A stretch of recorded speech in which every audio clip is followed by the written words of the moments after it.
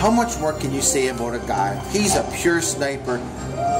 Everything you could have ever wanted. I know, he's unreal. I mean, Spursy said to me after the first period, he said, this guy could be the best guy in the league, you know, and it's unbelievable. And to think, you know, that we can get a guy like that for draft picks, and it's amazing. Everything he's been, he's a true pro, he's a game breaker. You know, he elevates everyone else. You know, he doesn't allow any type of complacency or anything like that. So it's everything from the goals to the behind the scenes is outstanding. For sure, yeah. Down 5-1 there. It looked like you lost a little bit of steam. They scored those 2 quick goals. How did you get the mojo back? Yeah, I mean, you know, it just shows you play a team like Sarnia, number 4 team in the country. Yeah. You know, you give them an inch and they'll make you pay. You know, I think we got caught a couple times there making some soft plays that, you know, won't get it done against these guys, and you know, could have got ugly there for sure. You know, I've started to think maybe it's one of these nights, even though I did think the guys were, you know, having a lot of positives, but to score and then get another one on the power play and make it 5-3, you know, we're a big thing as 2 goals. You know, we just got to up or down. 2 goals is huge, and in this league, it's really not a big lead at all. So once we got it to 5-3, it's like, here we go. Yeah, for sure. Power play. 3 goals on that power play. That had to make you smile.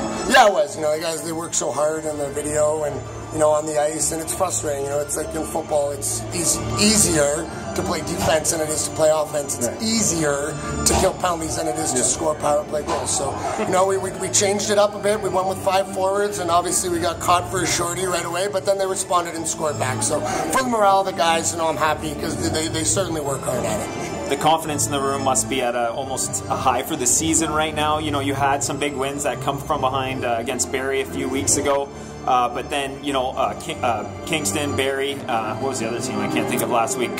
Kitchener. But now, you know, you face a top team, you get to, you know, show what your team can actually do, right? Yeah, it's nice. You know, we're 99% healthy now, so it's good. You know, this was a big test. This next month is, you know, as hard as anyone in the CHL is going to face in terms of opponent and travel. So, you know, it's great to be able to play and win this one. I thought the guys were fantastic, you know, coming out with energy. You know, you could just see that, you know, they cared. We talked a bit about what it means to why we wear the pink jerseys, and I think that was a big motivator as well. That said, when you have these theme nights around the OHL, the CHL, sometimes it can get cheesy, but here in Niagara you only do a few of them, and you know, you get a really big crowd, sellout crowd. What did that crowd kind of mean, or did it help the team at all through this? Oh, it was enormous. It was enormous. It was a real electric feel tonight. You could hear it on the bench. You know, I'm hoarse because you can't even talk out there. You have to yell. It was so loud, and it was exciting. You know, real happy we were able to dig down and come back there, because it certainly looked ugly for a bit, but no way do we come back without the fans tonight, 100%. You guys pulled Dylan with 2:19 left after that timeout. Johnny Cornell scores. He's had a bit of a down year by his standard last year. How big was it for him to get that goal for you? It was huge. You know, we usually talk about 6-on-5 regardless of the score at the end of the second period, and we usually go by who's playing well, and we thought Johnny had jumped tonight, was going hard, and it was great. You know, it kind of worked out. We were able to get a timeout and an offensive zone face-off, which is around the time that we would plan to pull our goalie out. And, you know, we've had a couple goalie outs go against us, and this is our first one this year, so to tie it up late and score in overtime, you know, sure does feel good. Stevie gave up 5, kind of had a rough 5 to 7 minute stretch in the second period, but he shut the door after that.